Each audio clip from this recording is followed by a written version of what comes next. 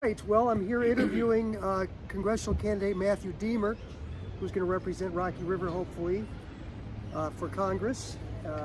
It used to be District 16, but we really don't know yet, do we? But thank you for coming today. And how's it going out there on the campaign trail? Rob, thank you for having us. Thank you for hosting. And it's going. We have we're going to the meetings, we're making the phone calls, we're meeting the people. A lot of people are getting very good feedback. We're excited about the campaign, and actually we have more motivation day in, day out after Anthony Gonzalez dropped from the race. We're feeling that this is a very strong, winnable district, and we are going out there fighting. Excellent. I just want to point out that with I know maybe this is the first time a lot of people hear from me on your group and through this video is, I've lived abroad in China for many years. I've seen international markets. I've been in emerging technologies and talking to people with it for about 5 years now. And it's one of my hobbies is, I love being, I grew up as a Trekkie, read Star Trek and sci-fi, and I'm really looking forward to the new Dune movie coming out. So, I'm always looking at the future, and what we can do with technology, what we can do, and how it's going to, incorporate into society. And I just wanted to point out that I don't hear that coming from my opponent, Max Miller. I mean, he's really talking about division. He's really talking about these hardline Trump Republican talking points of, whatever you want to put there. Maybe January 6th was nothing, no big deal, or the election was fake. Those kind of talking points, and really creating division. While I'm looking at solutions, I'm looking at opportunities, and I'm looking at the future and making America as strong as possible moving forward. Well, you're saying on message, you're talking about issues that affect people's lives directly, and you're not delving into the culture war issues, which are, so tell me about what you're doing these days. I understand you have a podcast involving cryptocurrency. Can you tell us a little bit about that?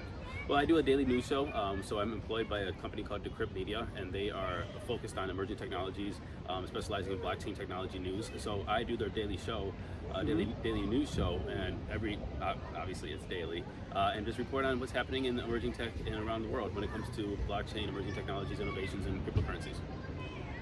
Well, you would be a welcome addition to Congress, I believe, because there are going to be some tough decisions that need to be made by somebody like yourself who has background in technology and is able to come up with sensible ways to regulate it. And so I'm looking forward to Congress people like yourself getting in office. I think right now we might have some older folks in Congress who might need their grandson's help to get their answering machine message right. We don't want to over-regulate so that we're picking winners and losers, through the regulation. And cryptocurrency is an example. If we don't get this right as a country and figure out how to regulate it, we're going to miss the boat internationally, have we not? Well, I want to reframe that a little, or frame that differently. I want to call it frameworks instead of regulations. Regulations, when I hear that, I think of putting brakes on certain innovations.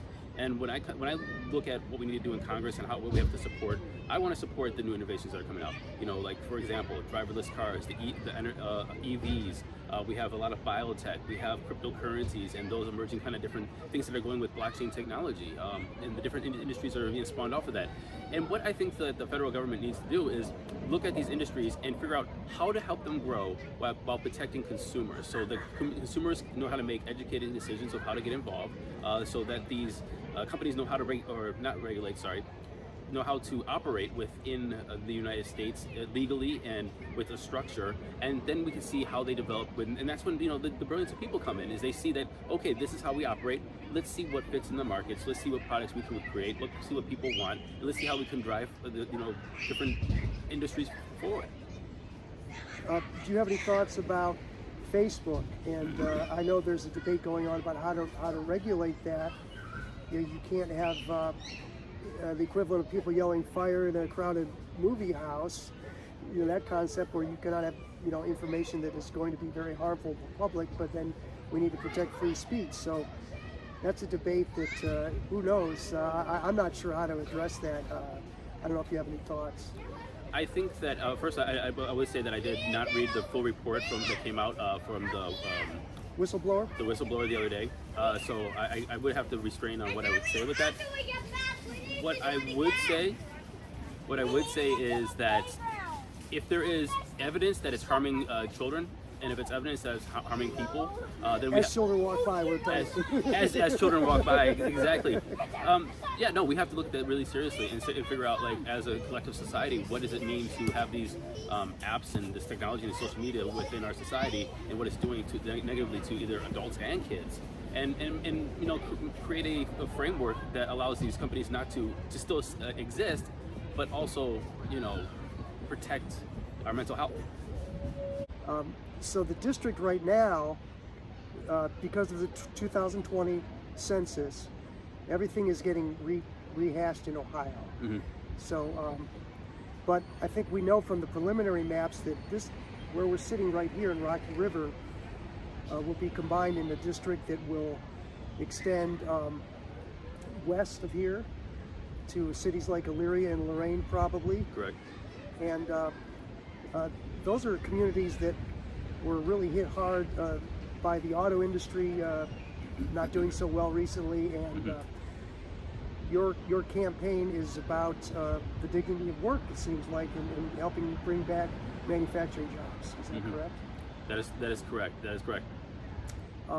I think that that's a universal message for, regardless of your political party, just for people to get opportunities for good paying jobs where they can learn, and then also the training that they might need to get into the building trades. Mm-hmm. So, do you feel like the opportunities are going to be there for the future with clean energy jobs and things like that? I think that first, that's a very good question, and Ohio has been hit hard with leaving manufacturing, a lot of manufacturing going overseas, and if you look at some of these cities around in the new district that you just described, they had a lot of drain when it came to economic resources, when it came to jobs throughout the years, and I think that we see, and people like Tim Ryan and Sherrod Brown and myself have been looking at this as an extraordinary opportunity when it comes to the new innovations that are coming out in the markets and the manufacturing need to produce those goods that are coming out of this innovation. And so we see EV car companies come out like Tesla and Rivian. We see Ford expanding to make new plants. They just announced that they're making 4 new manufacturing plants. Mm-hmm. So we see an opportunity across different markets, across different industries, and a lot of those are going to be green manufacturing, carbon neutral jobs, also making green manufacturing when it comes to solar plants or wind turbines and things like that. There is so much possibility and opportunity right now in the markets and in the across all industries, that I think that a lot of people are coming out right now is just saying this has to be the message, because we see the opportunity, and do we capture it, or does somebody else capture it? Does America capture it, or does it another country? Is it Ohio that's going to have these jobs, or is it going to be Kentucky and it's going to be Tennessee? And so I think that what I see in my campaign and what I want to do is I want to speak to everybody and say, let's look at this opportunity. Let's look at the supply chain issues that are happening right now that are stacking up supplies coming from overseas that we need when it comes to conductors and even goods for Christmas gifts. That's not only a national security issue, but that's changing the way people go around their day and life and their livelihoods. We have an opportunity to seize that and bring it here to the United States, and I think here to Ohio. So your experience as an interviewer on a podcast, I really find that you have the ability to draw out in a conversation, what the other party is saying, what their message is, and what their motivations are. And I appreciate that. It seems like you're a great communicator, and I think that's a really much needed in Congress to understand where we can compromise, because it seems like the other side agrees on both sides agree on a lot of issues, but they feel like politically they cannot express that they have to sow the seeds of divisiveness. So that's refreshing. Do you feel that when you see the debate going on between the parties?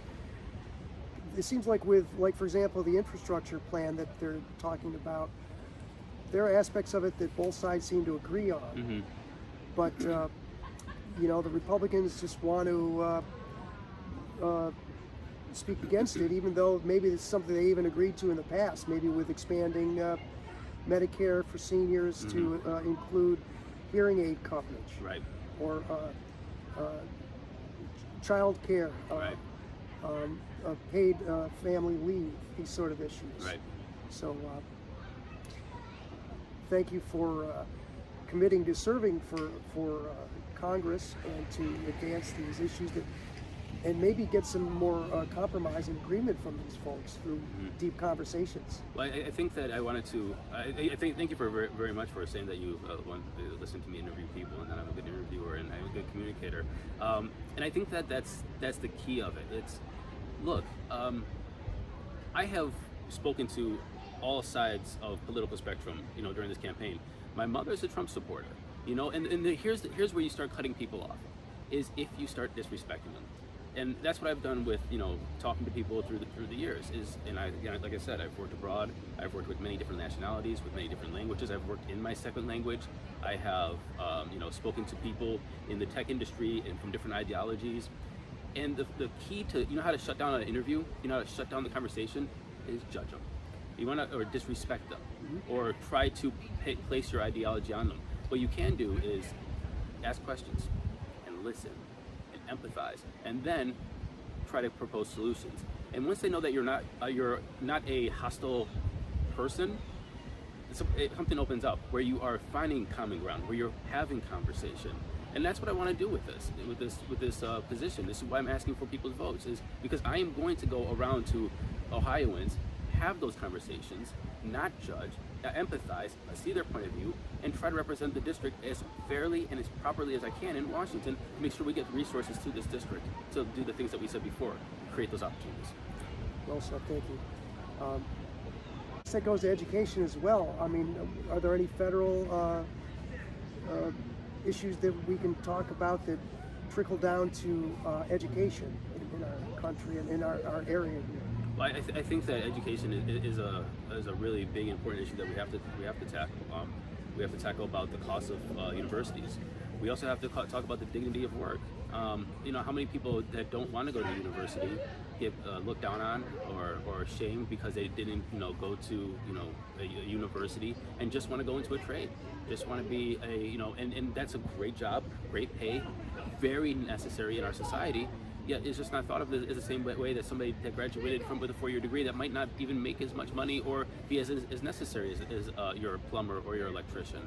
I don't know if maybe as necessary is the way I would like to phrase that. I probably take that back.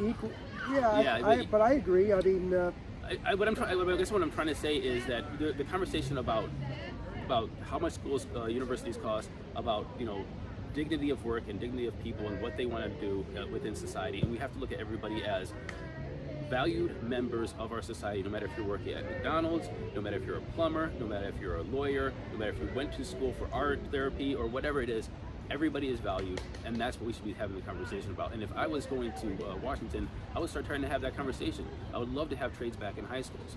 I would love to start putting dignity back into whatever path that people wanted to take in life, and then, you know, just in reinforcing that. Yeah, maybe the solution is to, when you talk about Bernie Sanders' plan for a free community college, maybe to expand that to that's a great idea. Vocational training. I think it's a great idea, and I think we should even go further than that. Let's talk about entrepreneurship and internships and apprenticeships. And how do we tie everybody in together to make sure that they have access to those apprenticeships, those internships? If they want to start their own small business, how do they get access to the capital to do so? I mean, there's many different reasons why people don't start small businesses, and I think it's just, you know, the trade, the capital, and the experience and the connections to do that. And how do we facilitate all those different things together and give people the, I guess, the comfort or the confidence to go out and, you know, start their own businesses? Mm-hmm. Yeah, but it starts with their education, and if they choose not to go to college and they take a track in the trades, whether it be the building trades, manufacturing, and they can develop skills so they can get a good paying job immediately right after college, that That's a great thing, and I think that's the way it was maybe in the 50s, 60s, and 70s in this area, and we can get back to that. Would you agree? I think that I absolutely. I think that we just need to make we got to make the trade sexy again. Let's make the trade sexy again. Let's make sure that people can feel that they can go and do what they want to do. Not every job is for everybody. Not school. The same path is not for everybody, and the same field and fulfilling is different among everybody. Respect it. You're part of the community. I want to make sure that everybody feels welcome. Yep, I agree. And personally, I feel that people in accounting are sexy. Oh yeah, you're a CPA, right? I didn't say that, but I'm just saying theoretically, you know. But there's to the environment briefly, if you have a second. We're at a great spot to visualize this. But if you hold your thumb up, this is where that's the size of what the wind farm is going to look like out there. That they're building. So yeah, it's not. It's really going to be out there in the distance, but it's cool. It's a six turbine farm from the Icebreaker Wind Project. Mm-hmm. We could be a leader in the United States with offshore freshwater clean wind energy. Mm-hmm. So where we're sitting right now, it's sort of a pilot project. So if it succeeds, and those are happening around the country, that Northeastern Ohio could be a place that is known for manufacturing mm-hmm. related to production of wind turbines, and but it's important, I guess, that the person in Congress is not opposed to those type of projects and doesn't feel like climate change is a hoax, mm-hmm. and feels like the future is in manufacturing jobs and also in clean energy mm-hmm.